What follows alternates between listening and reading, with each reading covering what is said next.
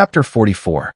Elizabeth had settled it that Mr. Darcy would bring his sister to visit her the very day after her reaching Pemberley, and was, consequently, resolved not to be out of sight of the inn the whole of that morning.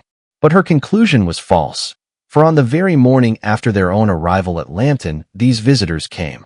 They had been walking about the place with some of their new friends, and were just returned to the inn to dress themselves for dining with the same family, when the sound of a carriage drew them to a window, and they saw a gentleman and lady in a carriole driving up the street.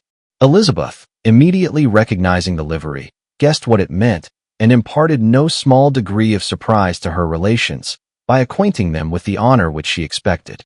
Her uncle and aunt were all amazement, and the embarrassment of her manner as she spoke, joined to the circumstance itself, and many of the circumstances of the preceding day, opened to them a new idea on the business.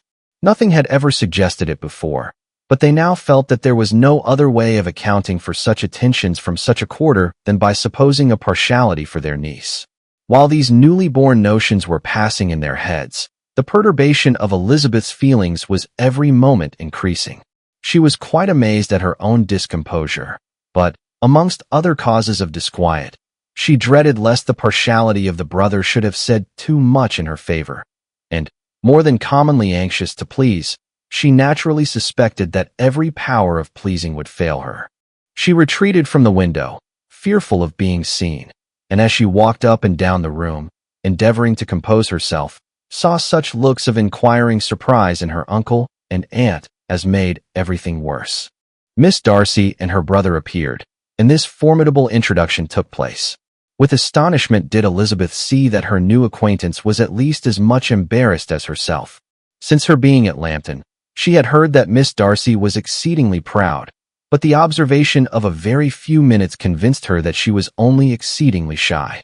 She found it difficult to obtain even a word from her beyond a monosyllable.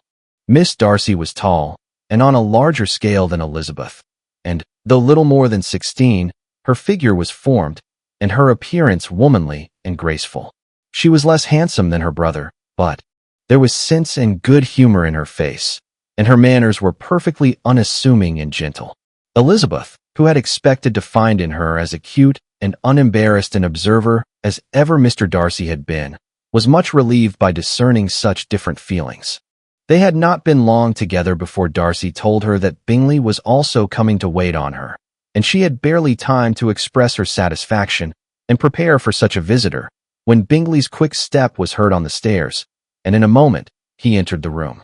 All Elizabeth's anger against him had been long done away, but had she still felt any, it could hardly have stood its ground against the unaffected cordiality with which he expressed himself on seeing her again. He inquired in a friendly, though general, way, after her family, and looked and spoke with the same good-humored ease that he had ever done. To Mr. and Mrs. Gardiner, he was scarcely a less interesting personage than to herself. They had long wished to see him. The whole party before them, indeed, excited a lively attention. The suspicions which had just arisen of Mr. Darcy and their niece directed their observation towards each with an earnest, though guarded, inquiry, and they soon drew from those inquiries the full conviction that one of them at least knew what it was to love. Of the lady's sensations they remained a little in doubt, but that the gentleman was overflowing with admiration was evident enough. Elizabeth, on her side, had much to do. She wanted to ascertain the feelings of each of her visitors. She wanted to compose her own, and to make herself agreeable to all, and in the latter object, where she feared most to fail, she was most sure of success, for those to whom she endeavored to give pleasure were prepossessed in her favor. Bingley was ready, Georgiana was eager, and Darcy determined to be pleased. In seeing Bingley, her thoughts naturally flew to her sister, and oh, how ardently did she long to know whether any of his were directed in a like manner. Sometimes she could fancy that he talked less than on former occasions, and once or twice pleased herself with the notion that, as he looked at her, he was trying to trace a resemblance. But, though this might be imaginary, she could not be deceived as to his behavior. To Miss Darcy, who had been set up as a rival to Jane, no look appeared on either side that spoke particular regard. Nothing occurred between them that could justify the hopes of his sister. On this point she was soon satisfied, and 2 or 3 little circumstances occurred ere they parted, which, in her anxious interpretation, denoted a recollection of Jane, not untinctured by tenderness, and a wish of saying more that might lead to the mention of her, had he dared. He observed to her, at a moment when the others were talking together, and in a tone which had something of real regret, that it was a very long time since he had had the pleasure of seeing her, and before she could reply, he added, "It is above 8 months. We have not met since the 26th of November, when we were all dancing together at Netherfield." Elizabeth was pleased to find his memory so exact, and he afterwards took occasion to ask her, when unattended to by any of the rest, whether all her sisters were at Longbourn. There was not much in the question, nor in the preceding remark, but there was a look and a manner which gave them meaning.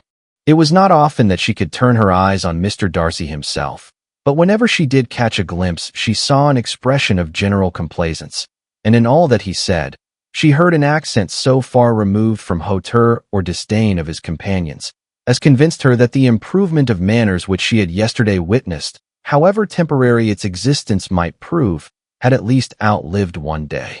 When she saw him thus seeking the acquaintance, and courting the good opinion of people with whom any intercourse a few months ago would have been a disgrace, when she saw him thus civil, not only to herself, but to the very relations whom he had openly disdained, and recollected their last lively scene in Hunsford Parsonage, the difference, the change was so great, and struck so forcibly on her mind, that she could hardly restrain her astonishment from being visible. Never, even in the company of his dear friends at Netherfield, or his dignified relations at Rosings, had she seen him so desirous to please, so free from self-consequence or unbending reserve, as now, when no importance could result from the success of his endeavors, and when even the acquaintance of those to whom his attentions were addressed would draw down the ridicule and censure of the ladies both of Netherfield and Rosings. Their visitors stayed with them above half an hour, and when they arose to depart, Mr. Darcy called on his sister to join him in expressing their wish of seeing Mr. and Mrs. Gardiner and Miss Bennet to dinner at Pemberley before they left the country. Miss Darcy, though with a diffidence which marked her little in the habit of giving invitations, readily obeyed. Mrs. Gardiner looked at her niece, desirous of knowing how she, whom the invitation most concerned, felt disposed as to its acceptance, but Elizabeth had turned away her head. Presuming, however, that this studied avoidance spoke rather a momentary embarrassment than any dislike of the proposal, and seeing in her husband, who was fond of society, a perfect willingness to accept it, she ventured to engage for her attendance, and the day after the next was fixed on. Bingley expressed great pleasure in the certainty of seeing Elizabeth again, having still a great deal to say to her, and many inquiries to make after all their Hertfordshire friends. Elizabeth, construing all this into a wish of hearing her speak of her sister, was pleased, and on this account, as well as some others, found herself, when their visitors left them, capable of considering the last half hour with some satisfaction, though while it was passing the enjoyment of it had been little. Eager to be alone, and fearful of inquiries or hints from her uncle and aunt, she stayed with them only long enough to hear their favorable opinion of Bingley, and then hurried away to dress. But she had no reason to fear Mr. and Mrs. Gardiner's curiosity. It was not their wish to force her communication. It was evident that she was much better acquainted with Mr. Darcy than they had before any idea of. It was evident that he was very much in love with her. They saw much to interest, but nothing to justify inquiry. Of Mr. Darcy, it was now a matter of anxiety to think well, and, as far as their acquaintance reached, there was no fault to find. They could not be untouched by his politeness, and had they drawn his character from their own feelings and his servant's report, without any reference to any other account, the circle in Hertfordshire to which he was known would not have recognized it for Mr. Darcy. There was now an interest, however, in believing the housekeeper, and they soon became sensible that the authority of a servant, who had known him since he was 4 years old, and whose own manners indicated respectability, was not to be hastily rejected. Neither had anything occurred in the intelligence of their Lambton friends that could materially lessen its weight. They had nothing to accuse him of but pride. Pride he probably had, and if not, it would certainly be imputed by the inhabitants of a small market town, where the family did not visit. It was acknowledged, however, that he was a liberal man, and did much good among the poor. With respect to Wickham, The traveler soon found that he was not held there in much estimation, for though the chief of his concerns with the son of his patron were imperfectly understood, it was yet a well-known fact that, on his quitting Derbyshire, he had left many debts behind him, which Mr. Darcy afterwards discharged.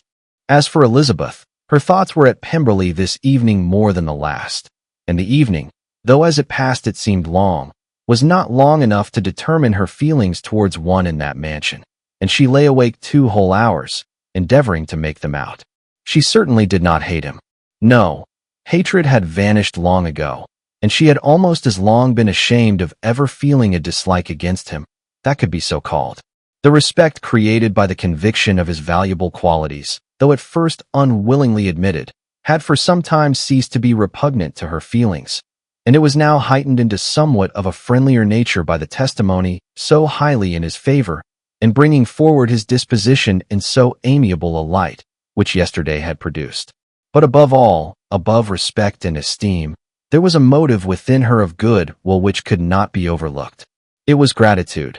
Gratitude, not merely for having once loved her, but for loving her still well enough to forgive all the petulance and acrimony of her manner in rejecting him, and all the unjust accusations accompanying her rejection. He who, she had been persuaded, would avoid her as his greatest enemy, seemed, on this accidental.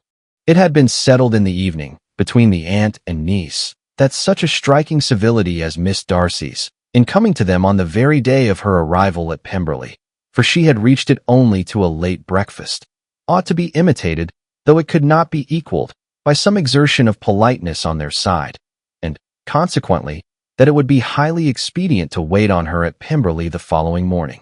They were, therefore, to go. Elizabeth was pleased, though when she asked herself the reason, she had very little to say in reply. Mr. Gardiner left them soon after breakfast. The fishing scheme had been renewed the day before, and a positive engagement made of his meeting some of the gentlemen at Pemberley by noon.